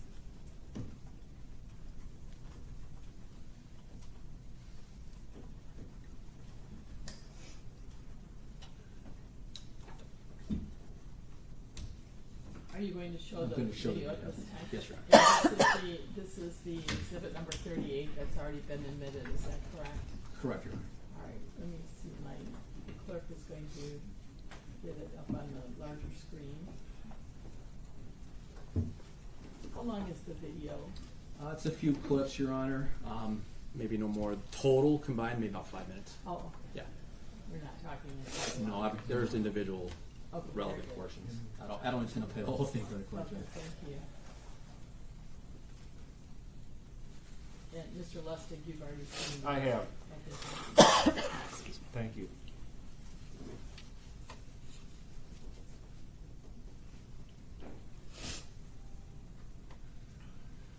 Sergeant Snow, I'm playing for you, if I could.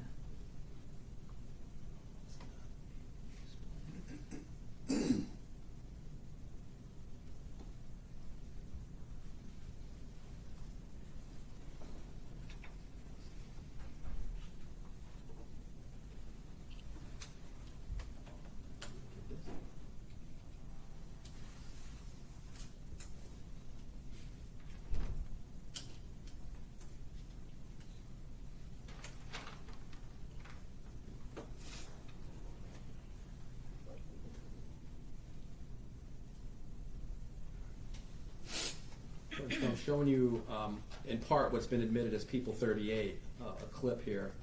Do you recognize what's on the screen here? Yes, I do. Okay, and what is this? That is the driveway and the garage of Mr. Knapton's residence.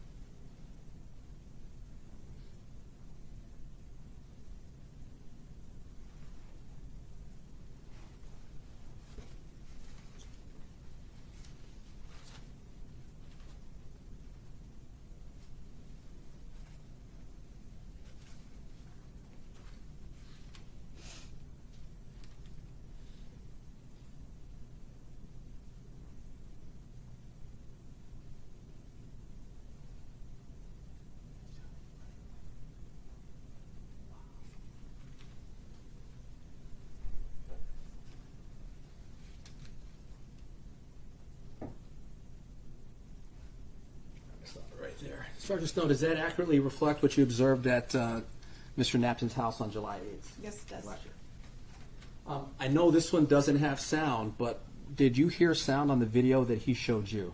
Yes, I did. Okay. Did you ever hear the defendant say anything before shots were fired in that video? He was yelling at them to get out of the garage. Did he? What did he exactly say? Did he call them something? Call them a name? I believe he called them motherfuckers. You heard him say to get out of there, meaning the garage? Judge, if I'll say that. He can go. Would a review of your report help Yes, refresh your please, recollection? thank you. Sure.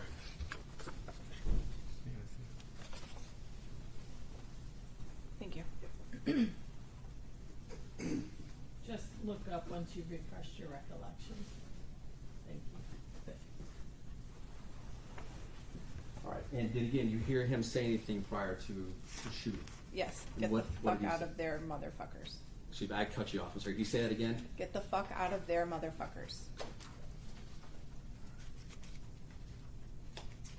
Now, in your observation of, is this the only clip of the video that you saw, or this angle, I should say? No. You saw a different angle as well, correct? Correct. Okay.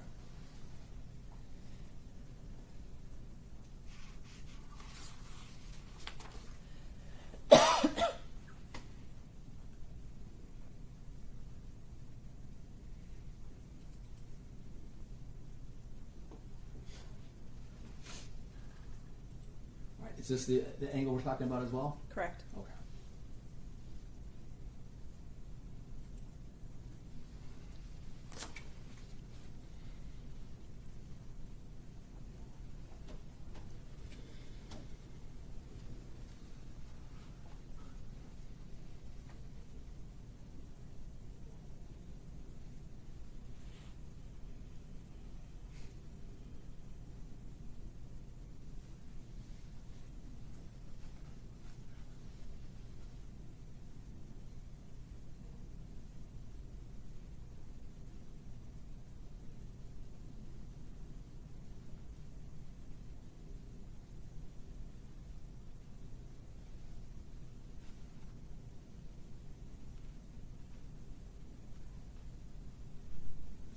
You recognize that individual that we see in that video? Yes, I do. And who is that? That's Dayton Knapton. Okay. In that area that we see, that the middle or the top of the screen, what is that? The detached garage. Okay, again, detached, correct? Correct. Okay. In any of these clips that you observed where Mr. Knapton fires that weapon, did you ever see anybody come at him in any of those clips? I did not. Okay. He told you that, though, correct? Correct.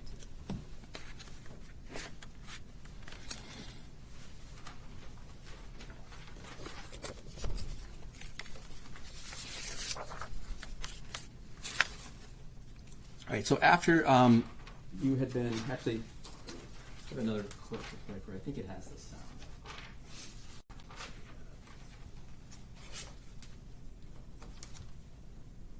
this was part of, admitted 40, or she admitted 38.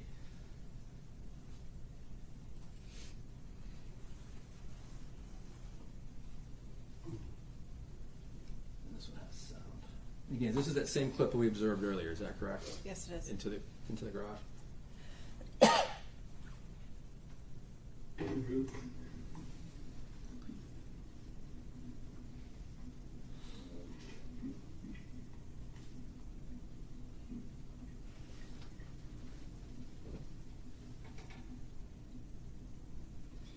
I'm just going to fast forward. I'm only using this for the sound for the questioning that we asked earlier regarding what she heard.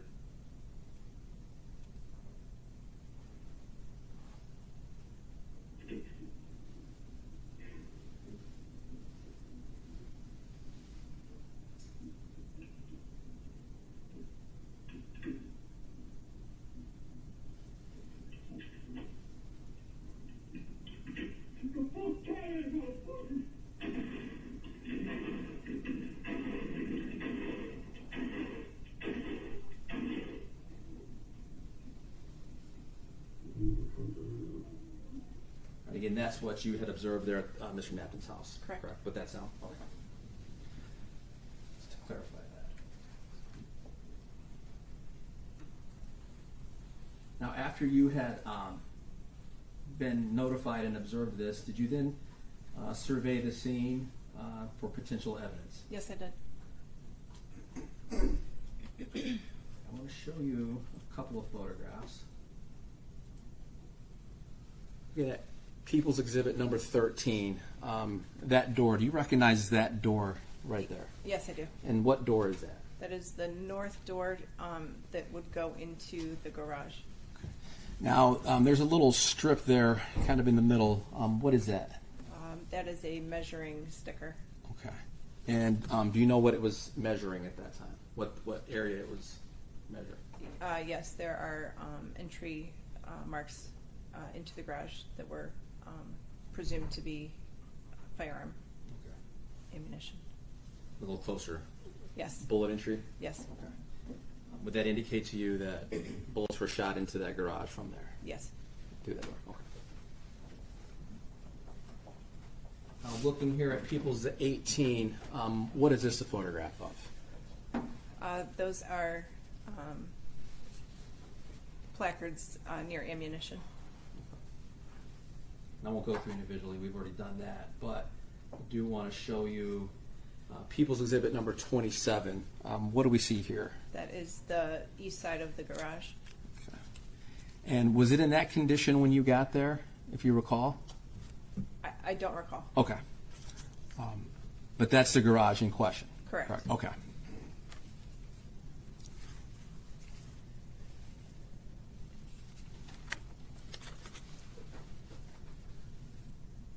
right, now looking at, I guess here, People's 28, what is this a photograph of? That is the driveway, the garage, and evidence placards. Okay. What's placard number 4 identifying there? Blood. Okay. How about placard number 1? Is that the one all the way to the right? To the right, yeah. That You is see blood. Okay. I'll show you a photo further. Close up. Right here. That's blood. Okay. Do you observe this on July 8th of 2025? Yes, I did. In fact, looking at Exhibit 34, what is this a photograph of? That is the interior of the garage. Did you locate any blood in the interior of this garage? Yes, I did. Looking at 35, what do we see here? That is the garage. Inside the garage, on the floor, there's blood and a shot back. Okay. So again, we're still in the interior, correct? Correct. So with blood being found inside that garage, does that mean anything to you as an investigative officer? It does. It indicates that one of the suspects was shot. Inside that garage? Correct. Okay.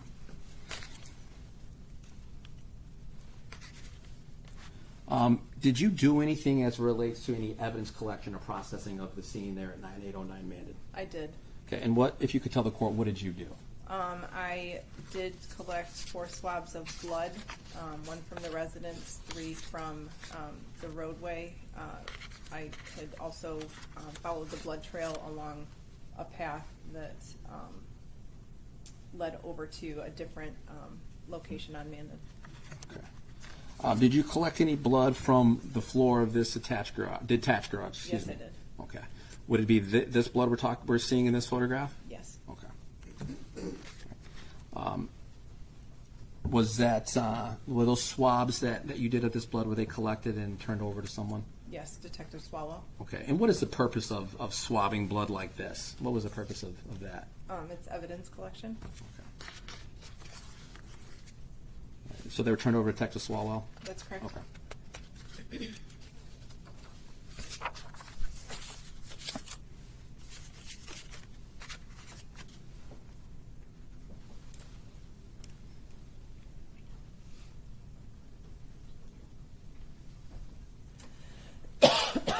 Thank you, Judge. I have nothing further at this time. All right, thank you. Any cross-examination? Thank you, Judge. Good morning. Good morning. So you've been with the White Lake Township Police Department for 12 and a half years That's correct. and made your way up to sergeant. That's correct. I presume that you've received a lot of training in order to get to that position, Correct. both in the field with witnesses, defendants, and with classes and things of that nature. Correct.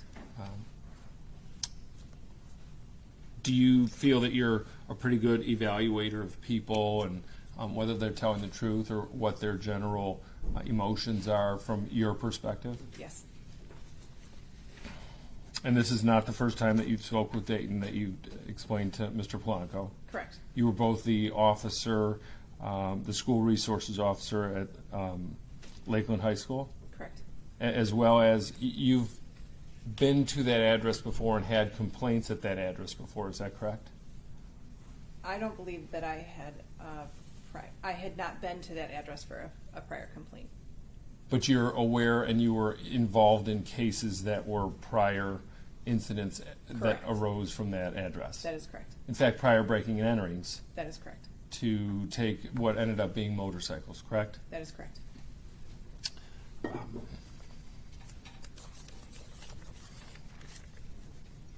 When you went to that address and went up, did you ask Dayton to go up and view the video, or were you with with Officer Wright and Officer Hunt?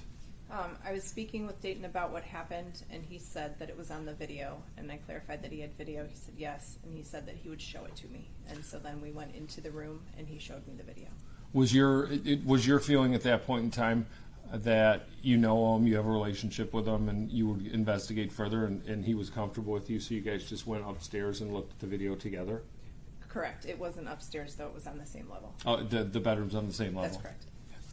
And regarding that video, he explained to you that he was woken up out of a dead sleep at whatever time his alarm, like the motion detector alarm, had gone off, correct? Correct, yes. And he explained that the motion detector alarm didn't have video and it just goes really loudly, correct? Correct. Were you involved with the April of 2025 investigation of the breaking and entering that happened at that home? Was that, can I clarify that that was the first one? No, the first one was October 16th of 2024 Okay. with the red bike and Greenwich and the license number. Is that what you're referring to when you say first one? I was only involved in one of the two prior incidences. Okay. Which one was that? There was one where a gentleman had purchased the bikes and realized they were stolen and had contacted me, and then I recovered those bikes. I'm not sure which date that was. Okay, so that if I you're can get referring into to. that for a second. Sure. Would it help you to take a look at your report on that incident in terms of dates and specificity please. and things? Thank you.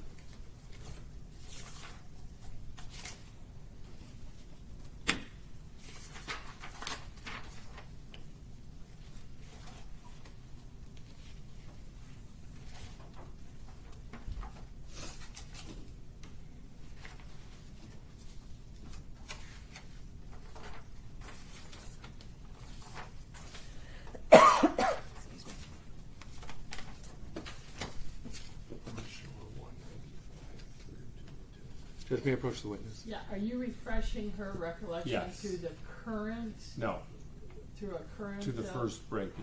So this is a different, This is correct. police report. Correct. Could you just, maybe it's for identification I purposes? can, for identification purposes, and it's Bait stamps number 195 through 202 of the prosecutor's discovery. It's CR 2400198771. All right, thank you. You may refresh. Thank you. Thank you, Aaron. Recollection. So, the first couple pages of that report are, I think, from DeClaudio, and then your report is subsequently behind it, but I wanted to have you have the complete report with the dates on it.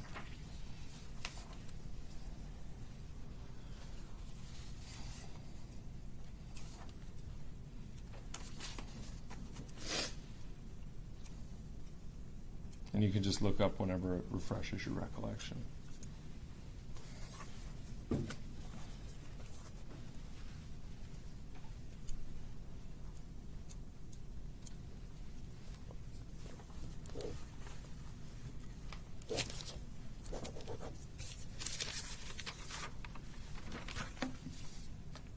It does.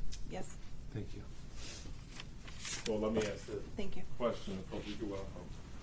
Does reading that report refresh your recollection as to the incident that I'm asking about? Yes, it does. And that incident occurred, a complaint came into White Lake Township on October 16th of 2024, correct? Correct. And that complaint was from Dayton Knapton, Correct. that I woke up in the morning and found out that someone had stolen bikes from my house. Correct. And you later learned that White Lake came in, did investigation, and couldn't find anything out at that point in time, and continued the investigation, didn't close it, but that there was no evidence there, and because B&Es are tough to solve, right? Correct. And then later on, within a couple days, you received a call from a gentleman named Corey Pierce. Is that correct? Through channels, yes. And that channel was because the person who had bought the bike called the FBI and said, "I think I bought a stolen bike." That's correct, yes. And then you learned that the FBI contacted MSP. MSP then contacted you. That is correct, yes. And then they put you in touch with the person who had bought the bike, Mr. Pierce. Correct. Did Mr. Pierce come in and talk to you at the department or on the phone? Initially over the phone, yes. Did you ask him to come in? Did you ask him to bring the bike? I did ask him to return the bikes, yes. Did you later learn that that bike was the same motorcycle that was complained to have been stolen from? I did. From Mr. Knapton's home? Yes, that's correct. And Mr. Pierce told you about the experience buying the bike, correct? Correct. And you learned certain things from that experience. Number one, that the people that he bought the bike from were wearing black zipped hooded sweatshirts, correct? And that some of the allegations about who they got it from were the same as the allegations. There's no objection to the form of the question. I think he's just testifying now. I just asked to ask a question, that's all. Yeah. Did you You're allowed learn? direct questions, but you Sure. have to ask questions. Did you learn certain things about the individuals that Mr. Pierce purchased the bike from? Yes, I did. What did you learn? I learned that the Facebook handle was Big Dog DeBarber from Pontiac, that they met at the M1 Grill and conducted the sale of the bike to the gentleman that I spoke with that had the bikes, Corey, I believe. Yes. I do know that he was very weary of the purchase. He was very uncomfortable, and so that was what led him to contact his friend at the FBI regarding the bikes. Did you get an impression as to why he was uncomfortable? Yes, he said that he was.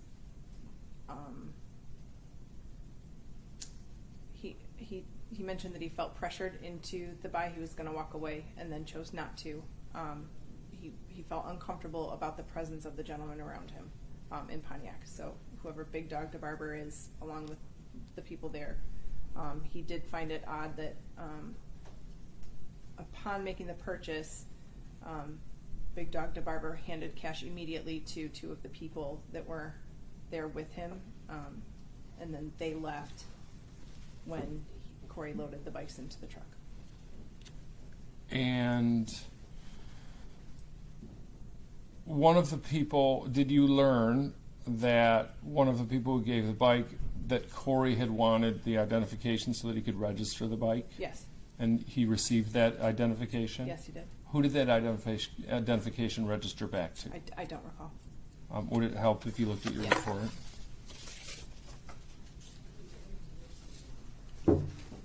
May I approach Judge? Yes, you may. From the bottom paragraph there. Thank you. Does that help you out? Yes, And you were actually given a valid license number that you later learned, correct? correct. What'd you do with that license I number? ran that license. Who did that license come back to? Matthew Hill? Matthew Greenwich. May I look? Bishop. Yeah, oh, please look. I'm Please sorry. look. It was Matthew Bishop Greenwich. Okay. And that's a name that actually came up in this case, correct? I believe so, yes. At that point in time, did you make a professional evaluation as to whether this particular incident that we're talking about in July 8th, where the shooting happened, whether it was related to the October incident? I did not. I didn't have that name at the time of the incident. That came later. Okay. Well, when you got that name, when Corey Pierce gave you the license number, did you ever investigate Mr. Greenwich or drive into Pontiac or knock on a door or call Pontiac and ask for assistance? I did. I both spoke to the car squad. I'm sorry, I'm drawing a blank on the name. The name of the Auto theft? Thank you, auto theft. I did speak with auto theft. I did also have a couple different phone calls with who I'm presuming to be Big Dog DeBarber, and he was uncooperative. So, In fact, at one point in time, he said, "I'm not answering any more calls," and he may have used some of the same language that we've talked about this morning, like "leave me the fuck alone" or "don't fucking call me." Correct? correct. Okay. So as long as we're talking about when people cooperate or don't cooperate, was it your impression the night, having known Dayton before and seeing how he was that night, was he very cooperative with you? Dayton was very cooperative. Yes. Was he courteous? Was he like a gentleman, a different person that you knew in high school in terms of like a grown-up gentleman, young gentleman? Correct. In fact, even going back to October, eventually you told him, well, we recovered the bikes, but we're not going to discuss it. And he had said at some point in time during that investigation, I'm not satisfied with what White Lake did with it. And he expressed his feelings in that regard. He had expressed his dissatisfaction prior to me receiving the case. That was the first phone call that I had with him, and he said that he was upset about the way that it was handled. Was your impression of that expression from him, of his dissatisfaction, was it courteous but being communicative about it, or was he kind of a jerk about it? No, he was not a jerk. He was fine. Okay. So, are you? I asked Officer Kazmika if he's a gun guy. I know that police officers, certain people are more into guns than others. Are you a gun person? No. Do you have experience with unspent casings while someone's shooting a gun when you come to a scene or anything like that? I hadn't on a prior scene to this, no, but I know what a spent casing versus an unspent casing or an unused ammunition looks like. And certainly you have to train and stay up to date with being able to shoot a target and do the normal things that police officers do when you're a sergeant. That's correct. So you're familiar with the action of a gun and what happens to the spent casing when it shoots out and then the projectile goes and hopefully hits the target, things of that nature. Correct. Did you make a professional conclusion or think that it was of note when you watched how the shooting happened on video? From the video, yes, I did. And then when you saw the evidence or took a look at the evidence before you turned it over, because this eventually ended up with the lieutenant, correct? Correct. But when you saw the evidence and you looked at the spent casings and the unspent casings, did you think that that was strange or did you investigate that further or think about it in your head? From what I saw in the video and what I saw on the ground, it was consistent with Mr. Knapton's statement.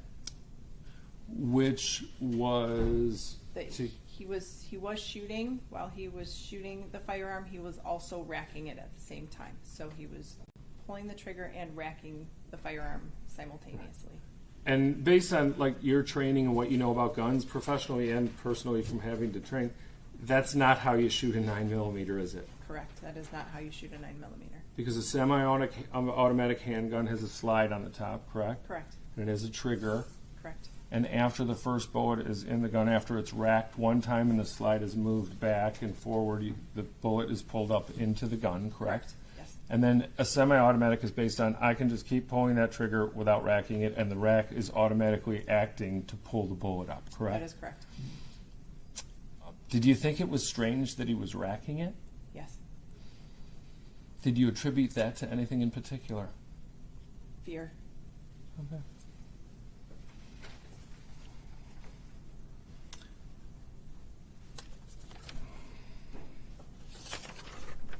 And there's a whole lot more video that happens that you've all been privy to, or that you've been privy to as the sergeant in this case, before what we saw in there in terms of the people running down into the garage and then the shooting, isn't there?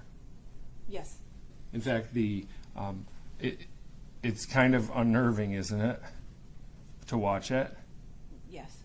Like there's people climbing on the roof, and you guys later looked. I presume that you're privy to the fact that some investigation was done, and someone tried to cut like the security light that was installed.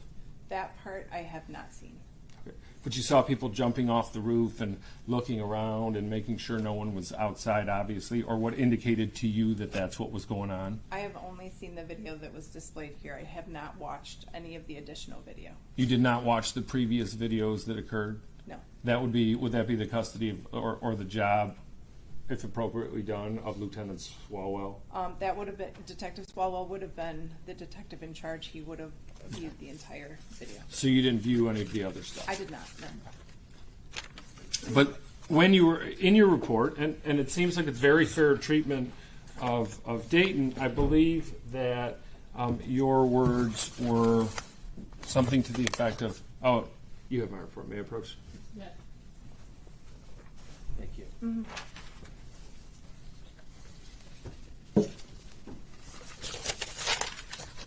At the time, on the evening in question, you talked to Dayton. He was cooperative. Correct. You then looked at the evidence in terms of the spent casings. Correct. You had watched the video, Correct. and you made a determination on the video, having known Dayton and having listened to it, and I just heard it, that you hear cracking in his voice. Correct. He sounds obviously fearful. Yes. He's racking the gun. Yes. And then your conclusion was that based on the physical evidence, your interview of Dayton and your review of the video, that he was being completely forthright and that his version of the events lined up with what happened. Correct. Thank you very much. I don't have any further questions, Judge. Can you redirect? Yes, ma'am. Thank you. Talk about this the prior incident that at least you're aware of. So you said there were 2 prior incidents at Dayton's house, but you were involved with only one. Is that correct? Okay. On either of those 2 incidents, was any arrests ever made? Not that I'm aware of. Okay. The only suspect that you could, or at least it has been identified in either of those incidents, you said was Matthew Grenache, and that was based upon that license that you ran, correct? So, again, that's only because you got that off some other sheet. Is that fair? If you could explain, how did you get a driver's license number to run? How did you get that again, if you could clarify that for me? How did I obtain the driver's license? Correct. From Corey. Okay. So again, assuming that is true, that you're only getting that from Corey. Or Cody. I'm not sure what his name is. Sure. I don't want to misspeak. I'm sorry. Okay. The gentleman that bought the bikes provided me with that driver's license. In your experience, is it common for someone to steal something and then give an ID of themselves who is in possession of stolen property? Is that common in your experience? So, I mean, yes and no. Sometimes people do things like that. Sometimes they don't. I don't have a... Right. So you can't determine whether or not... I guess the question is, can you make determination whether Matthew Grenache actually was involved in taking the defendant's motorcycle previous to this occasion? I cannot make that determination. Okay. Could you make the determination that Savon Wilson was involved in the prior incidents involving Mr. Knapton? No. Jerome Jernigan? No. Okay, so no suspects were obviously ever learned of other than that name, Grenache, or no arrests were made? Correct. Correct. Okay, and you indicated that you had a prior discussion with Dayton, actually Mr. Knapton, about these prior incidents, correct? Yes.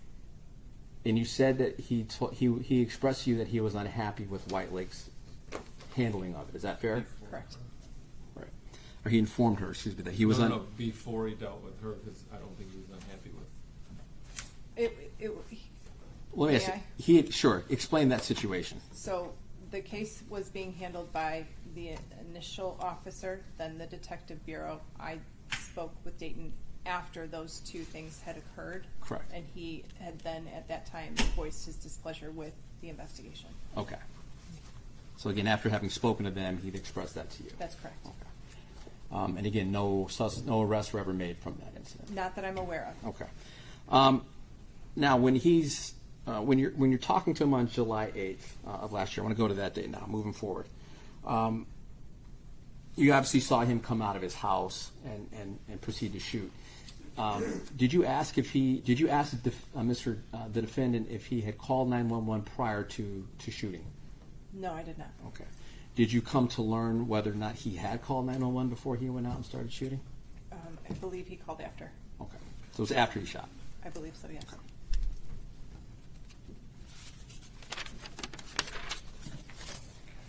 Thank you, Judge. I have nothing further. I have something based on that, if I may.